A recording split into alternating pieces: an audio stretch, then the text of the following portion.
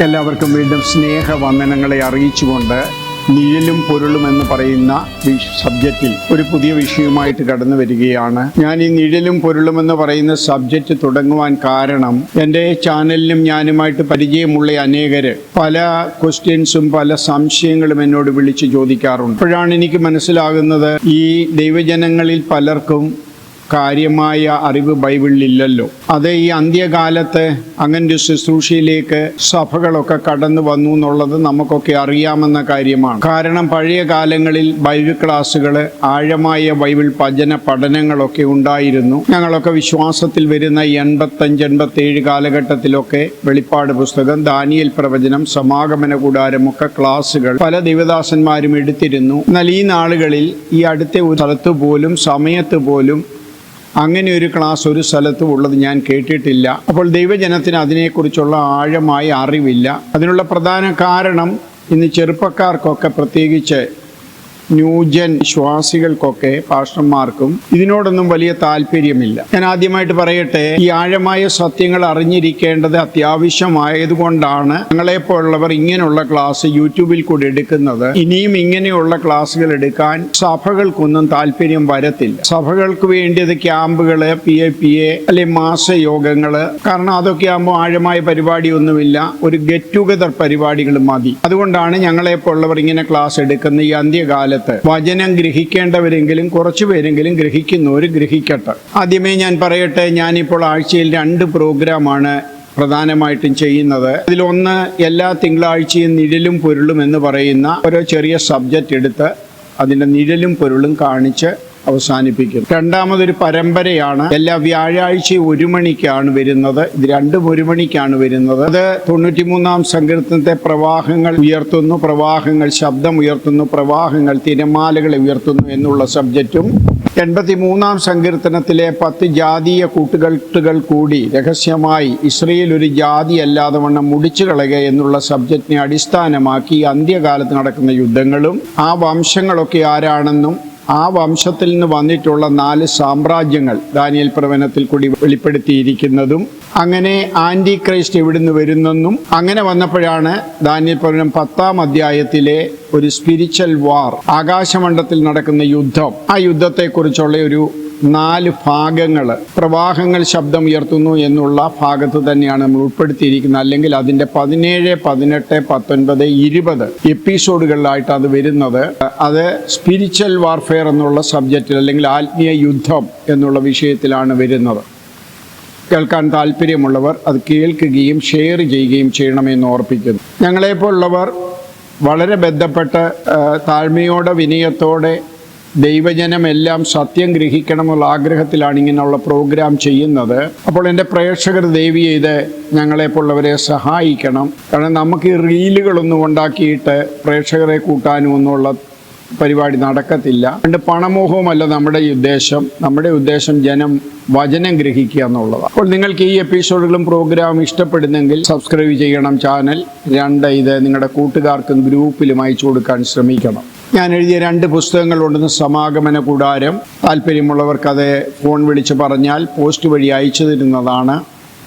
അല്ലെങ്കിൽ കുമ്പനാട്ട് ഹെബ്രോൻപുരത്തുള്ള ബുക്ക് സ്റ്റോളിൽ അത് കിട്ടുന്നതാണ്. രണ്ടാമതൊരു പുസ്തകമാണ് അനുഭവങ്ങളും അർത്ഥങ്ങളും. അത് ഉപദേശ സത്യങ്ങളും നിഴലും പൊരുളുമാണ്. പ്രത്യേകിച്ച് ഉപദേശ സത്യങ്ങളാണ് കൂടുതൽ. ഈ പുസ്തകങ്ങളും താല്പര്യമുള്ളവരെ അറിയിക്കുക. ഇന്ന് ഞാനൊരു സബ്ജക്റ്റുമായിട്ട് വരുന്നത് 111-ാം സങ്കീർത്തനത്തിൽ നിന്നാണ്. വളരെ ഒരു സിമ്പിൾ കാര്യമാണ് ഇന്ന് എടുക്കുന്നത്. ഒരു പുതിയ കാര്യമൊന്നുമല്ല. എന്നാൽ എന്നെ വിഷമിപ്പിക്കുന്നതായ, എന്തുകൊണ്ട് ദൈവജനം ഇത് മനസ്സിലാക്കുന്നില്ല, അല്ലെങ്കിൽ എന്തുകൊണ്ട് ഈ സത്യങ്ങൾ അറിയുന്നില്ല, കാരണം ഇതൊരു സ്പിരിച്വൽ വാർഫെയറിൽപ്പെട്ട കാര്യമാണ്. സാത്താൻ നമ്മളെല്ലാം കുടുക്കിയിട്ടേക്കുകയാണ് ഇവിടെ. അതുകൊണ്ട് 111-ാം സങ്കീർത്തനത്തിലെ 10-ാം വാക്യം വായിക്കുന്നു. അവൻ തൻ്റെ ജനത്തിന് വീണ്ടെടുപ്പ് അയച്ചു, തൻ്റെ നിയമത്തെ എന്നേക്കുമായി കൽപ്പിച്ചിരിക്കുന്നു. തൻ്റെ ജനത്തിന് എന്ന് വെച്ചാൽ ഇവിടെ ഇസ്രയേലിനെ ഉദ്ദേശിച്ച് അത് പറയുന്നത്. എൻ്റെ പുതിയ നിയമസഭയും അതിനകത്തുണ്ട്. അവൻ്റെ നാമം വിശുദ്ധവും ഭയങ്കരവുമാകുന്നു. ഇതാണ് എൻ്റെ ഇന്നത്തെ സബ്ജക്റ്റ്. യഹോവയുടെ നാമം, ദൈവത്തിൻ്റെ നാമം വിശുദ്ധവും ഭയങ്കരവുമാകുന്നു. ഇതിൻ്റെ ഇംഗ്ലീഷ് ബൈബിളിലേക്ക്, അല്ലെങ്കിൽ ഇംഗ്ലീഷ് തർജിമയിലേക്ക് നമ്മൾ വരുമ്പോൾ നമുക്കവിടെ holy and reverend is his name ഇതാണ് ഇംഗ്ലീഷ് ബൈബിൾ കൊടുത്തിരിക്കുന്നത്. ഇതിൻ്റെ യഥാർത്ഥ തർജ്ജിമകളും അല്ലെങ്കിൽ അതിൻ്റെ മീനിങ്ങും മനസ്സിലാക്കിയാൽ KCBC ബൈബിളിൽ കൊടുത്തിരിക്കുന്നത് വിശുദ്ധവും പൂജിതവുമാണ് അവൻ്റെ നാമം. വിശുദ്ധനും പൂജിതവുമാണ് ദൈവത്തിൻ്റെ നാമം. ഇനിയും ഇംഗ്ലീഷ് ബൈബിളിൽ റെവറൻറ്റ് എന്ന് പറഞ്ഞാൽ നമുക്കറിയാം deep respect, feeling of wonderful and AWE എന്ന് പറഞ്ഞാൽ അതിന് പല പ്രൊണൗൺസിയേഷൻ ഉണ്ട്. എന്ന് പറയും, എന്ന് പറയാം. അതെല്ലാം ഞാനിവിടെ നിങ്ങൾക്ക് അതിൻ്റെ ചാർട്ടുകളും അതിൻ്റെ മീനിങ്ങും എല്ലാം ഇട്ട് തരാം. എന്ന് പറഞ്ഞാൽ holy and reverend is his name. അത് ദൈവത്തിൻ്റെ പേര്. അത്രയും വിശുദ്ധനായ ദൈവം, ആ ദൈവം ഭയയോഗ്യനാണ്, പൂജിതനാണ്. ആ പേര് വേറൊരാൾക്കും എടുക്കാൻ അവകാശമില്ല. ദൈവത്തിൻ്റെ പേരാണല്ലോ, അല്ലെങ്കിൽ 111-ാം സങ്കീർത്തനത്തിൽ 10-ാം വാക്യത്തിൽ വായിച്ചത് holy and reverend is his name. Reverend എന്ന് പറഞ്ഞാൽ ഭയയോഗ്യൻ, ഭീതിയോഗ്യൻ, പൂജിതൻ, ആരാധനയ്ക്ക് യോഗ്യൻ. ഇതൊക്കെയാണ് അതിൻ്റെ മീനിങ്. അതിൻ്റെ മീനിങ്സ് എല്ലാം ഞാനിപ്പോൾ വേണേൽ വിട്ടുതരാം.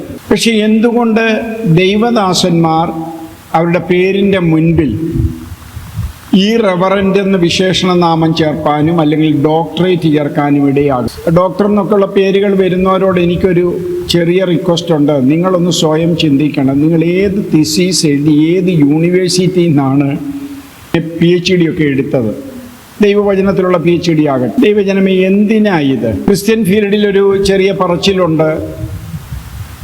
ആഴമായിട്ട് ദൈവവചനം പഠിക്കുന്ന 2 ഗ്രൂപ്പാണ്. ഒന്ന് ബ്രദറൻ സഭകളും, 2 പെന്തക്കോസ്ത് സഭകളും. പക്ഷെ ആ പെന്തക്കോസ്ത് സഭകളിലെ തലമൂത്ത നേതാക്കന്മാർ ഈ ഡോക്ടറിൻ്റെയും അല്ലെങ്കിൽ ഈ റെവറൻറ്റിൻ്റെയും ഒക്കെ പുറകെ പോകുന്നത് എന്തുകൊണ്ടാണ്? ഇത് വളരെ സിമ്പിൾ തിങ്സ് അല്ലേ?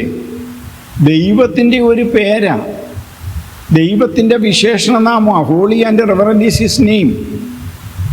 അത് ക്ലാരിറ്റിയിലാണ് എൻ്റെ അർത്ഥം പറഞ്ഞു തന്നിരിക്കുന്നത്. ഞാൻ ഇങ്ങനെ ചിന്തിക്കും, ഇവരെന്തിനാണ് ഇതിൻ്റെ പുറകെ ഇങ്ങനെ നടക്കുന്നത്? ഇതൊരു വാർഫീൽഡല്ലേ? ആ വാർഫീൽഡിനകത്ത് അവൻ്റെ അധീനതയിലാകുന്നതുകൊണ്ടല്ലേ നമുക്ക് ഈ മോഹങ്ങളൊക്കെ ഉണ്ടാകുന്നത്. യേശുക്രിസ്തു പറഞ്ഞു, നമ്മൾ ലൗകികന്മാരല്ല, ലൗകിക ലോകത്തിലല്ല, നമ്മൾ ആത്മീയ ലോകത്തിലാണ്. പീലാത്തോസിനോട് യേശുക്രിസ്തു പറയുന്നുണ്ട്, നീ രാജാവാണെന്ന് ചോദിക്കുമ്പോൾ 18-ാം അധ്യായത്തിലാണ്. അപ്പോൾ യേശുക്രിസ്തു പറഞ്ഞു, yes I am a king, ഞാൻ രാജാവാണ്. പക്ഷേ എൻ്റെ രാജ്യം ഐഹികമല്ല. ഐഹിക രാജ്യത്തിലല്ല ദൈവമക്കൾ. നമ്മളിവിടെ ശരീരം കൊണ്ട് ഇവിടെ ആണെങ്കിലും നമ്മൾ വിശ്വാസത്താൽ ആത്മീയ രാജ്യത്തിലാണ്. നമ്മുടെ ആത്മീയ രാജ്യത്തിൻ്റെ രാജാവാണ് യേശുക്രിസ്തു. അപ്പോൾ പിന്നെ എന്തുകൊണ്ട് ഇങ്ങനെ വെക്കുന്നത് എനിക്ക് മനസ്സിലാകുന്നില്ല. എൻ്റെ തലമണ്ടയിലോട്ട് അത് കയറുന്നില്ല.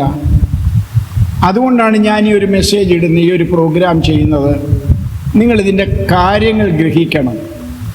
നമ്മൾ താഴ്മയും വിനയുമുള്ളവരായിട്ട് മോശയുടെ പീഠത്തിലൊക്കെ ഇരിക്കാതെ മുൻപോട്ട് പോകേണ്ടിവരാണ്. പക്ഷെ ഞാൻ ഒരു കാര്യം കൂടെ പറയാം. ഞാൻ പറഞ്ഞല്ലോ, ബ്രദറുകാരും പെന്തക്കോസ്തുകാരും ആ വചനം കൂടുതൽ പഠിക്കുന്നെന്ന്. പക്ഷെ ആ പഠിച്ച ബ്രദറുകാരിൽ ഞാൻ കണ്ടിട്ടില്ല ഈ റെവറൻറ്റും അധികം ഡോക്ടേഴ്സും ഞാനത് കണ്ടിട്ടില്ല. അതേസമയം പെന്തക്കോസ്ത് ഗോളത്തിലാണ് ഇതിപ്പോൾ കൂടിയത്. കാരണങ്ങളൊക്കെ അവരവർ ചിന്തിക്കുക.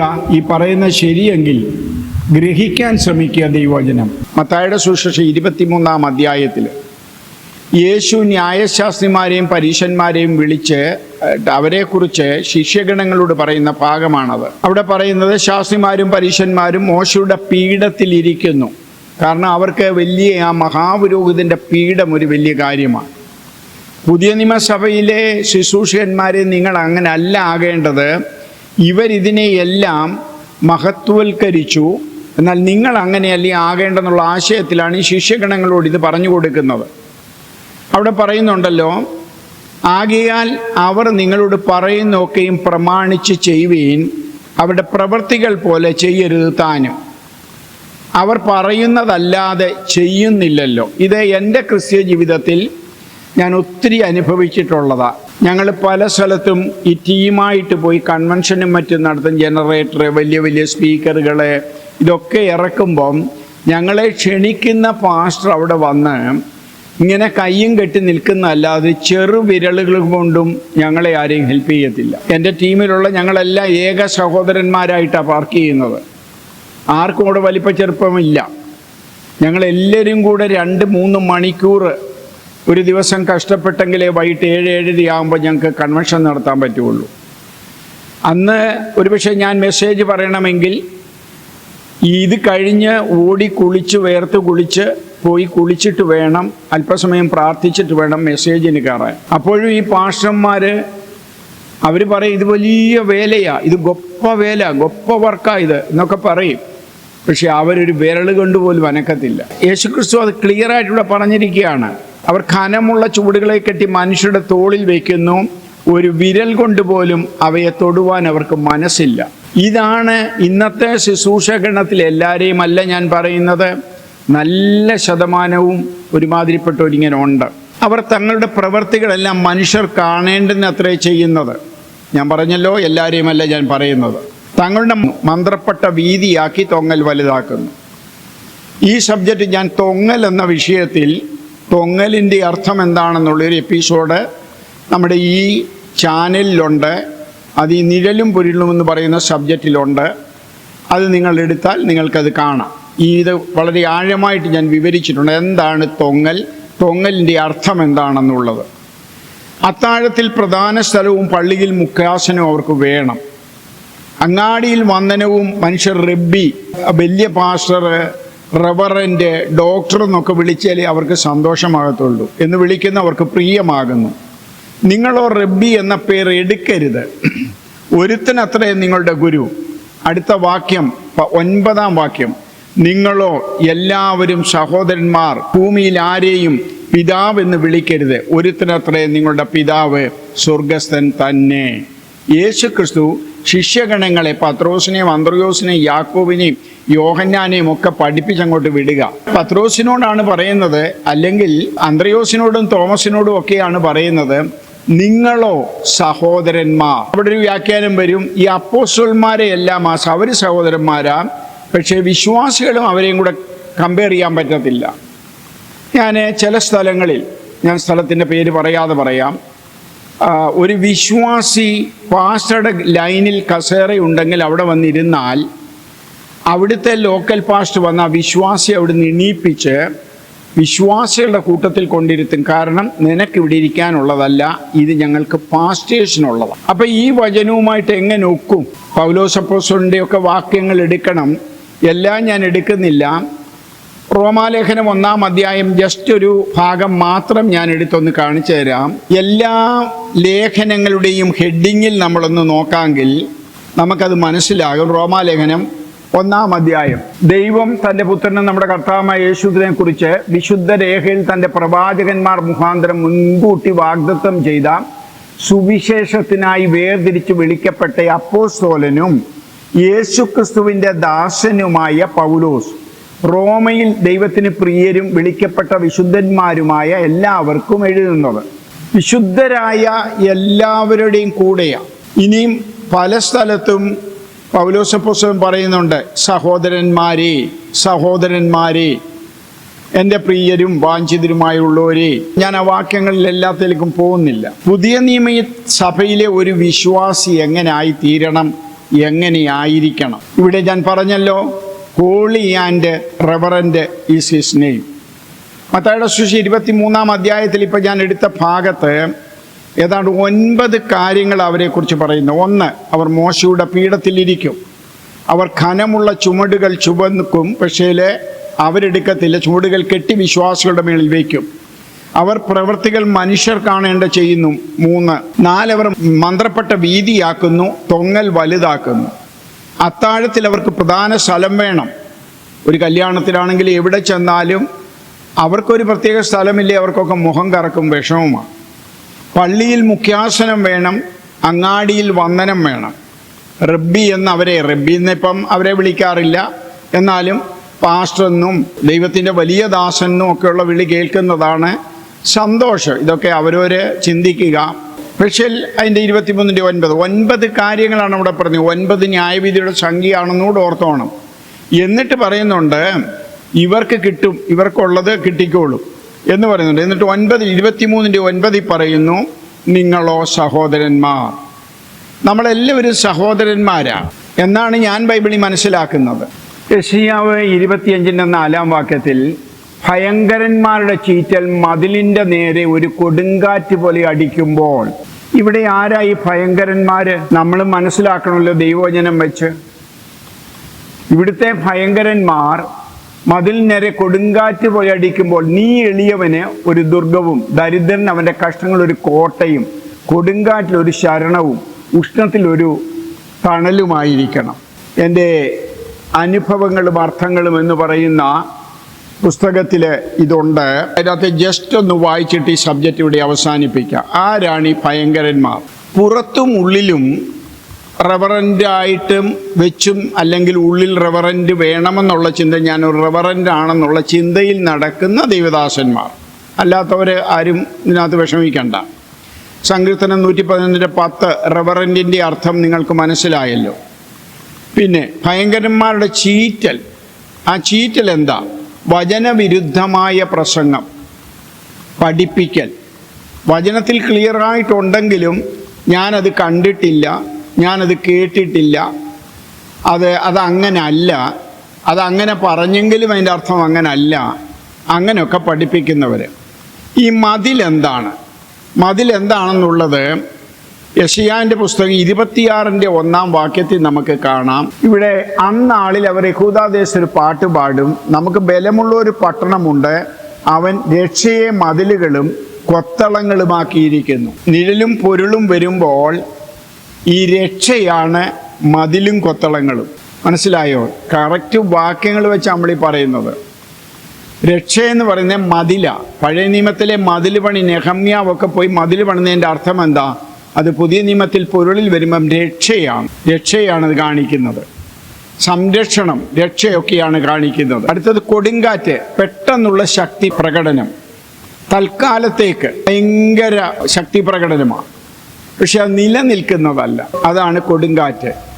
എളിയവൻ ഇവിടെ പറയുന്നുണ്ടല്ലോ, നമ്മൾ യെശയ്യാവ് 25 വായിച്ചു. എളിയവൻ ആരാ? യെശയ്യാവ് 24 നീ എളിയവൻ ഒരു ദുർഗവും ദരിദ്രൻ അവൻ്റെ കഷ്ടങ്ങൾ ഒരു കോട്ടയുമായിരിക്കും. ആരാണ് ഈ എളിയവൻ? ആ എളിയവനെക്കുറിച്ചും മനസ്സിലാക്കണമെങ്കിൽ സങ്കീർത്തനം 41:1 നമുക്കൊന്ന് വരണം. അവിടെ നമുക്ക് മനസ്സിലാകും ആരാണ് എളിയവൻ എന്നുള്ളത്.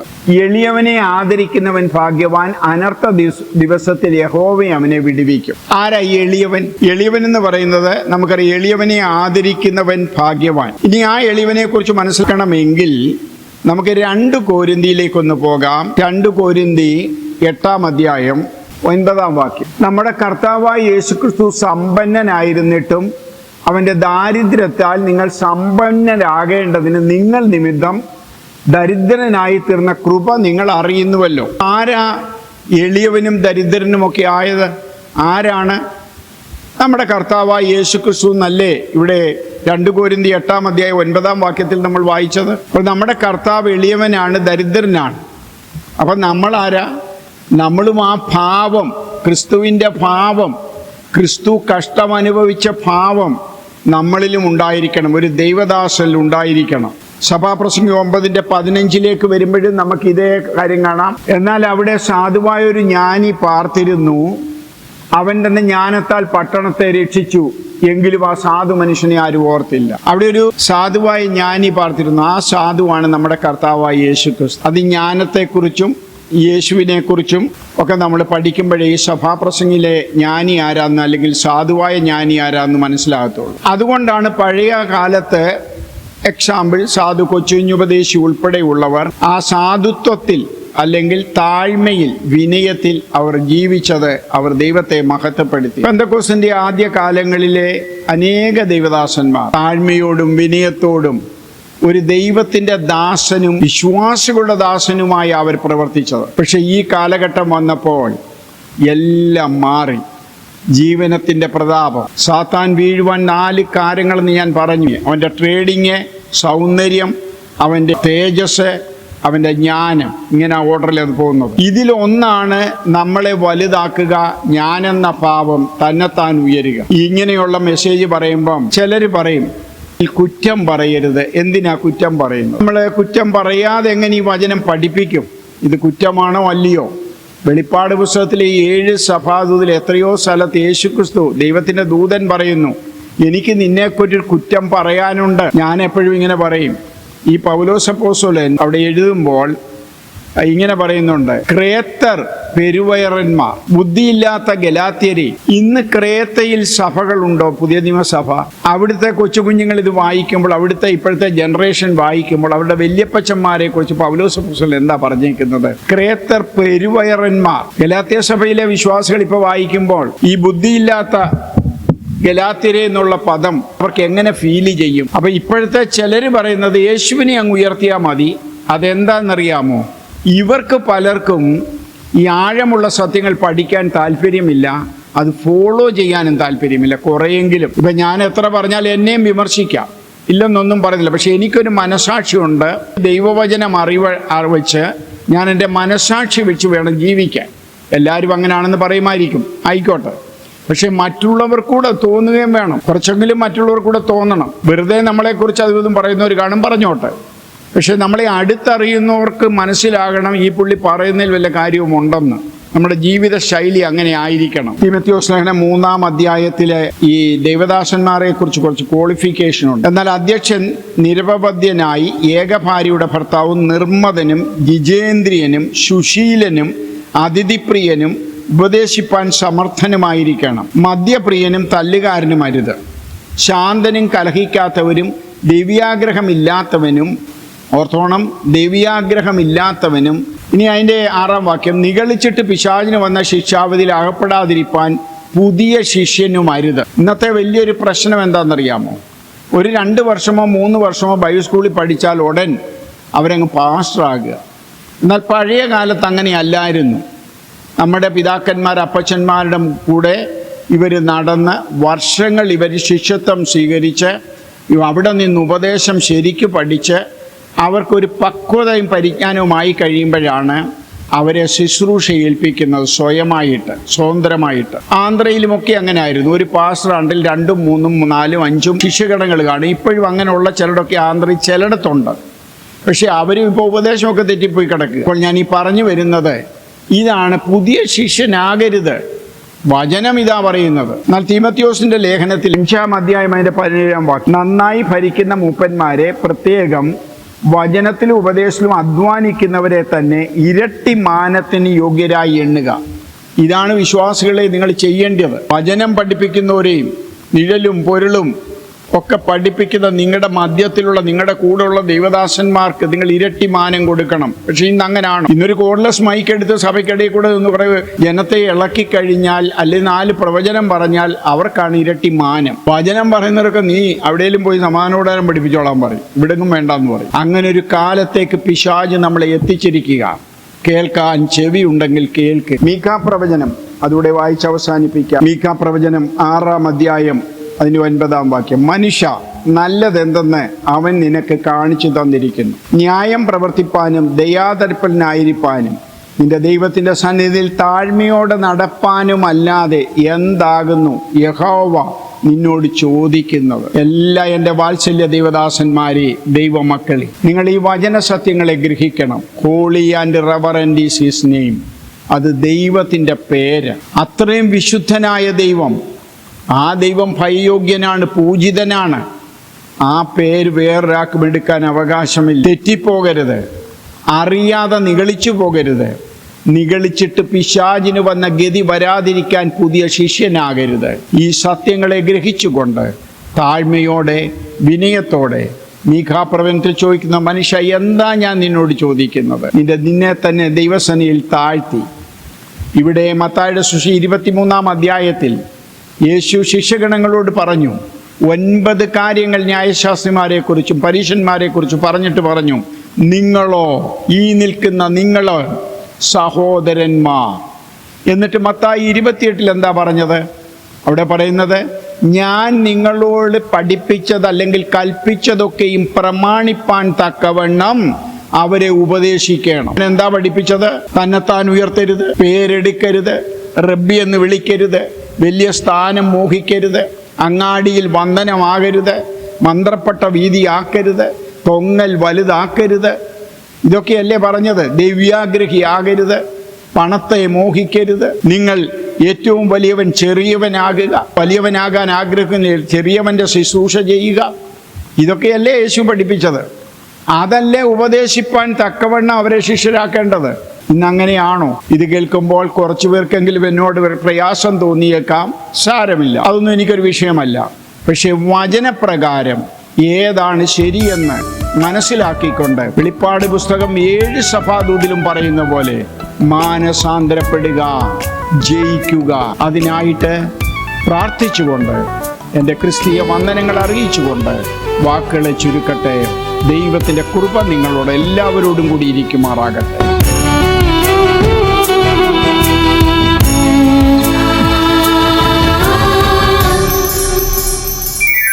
ആരാലും ആശ്വാസം നൽകാൻ കഴിയാതെ ആത്മവീനായുള്ളം കലങ്ങി